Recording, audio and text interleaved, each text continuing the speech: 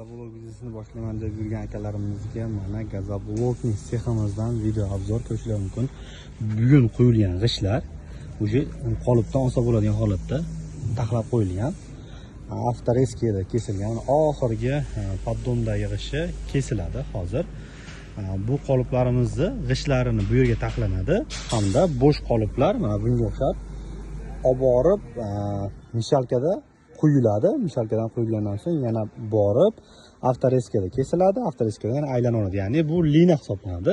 Mana bu yerda esa g'ishtlarimiz salafanlab qo'yamiz. Sababi o'zining selida yaxshi qo'shdi. Mana bugun chiqqan g'ishtlar mana qo'y holatda, teva tomoni qurigan va dastavka boshlandi. Xudo xolasa yuklanyapti. Dastavka jarayonida. Xudo xolasa katta obyekt olganmiz. Shularga yetkazib beramiz. Bemalol sizlarga mana shu gazoblok lina kerak bo'lsa, shu yerda o'zimiz ishlab chiqaramiz. Gazoblok uskunalarini zakaz qilaverasizlar.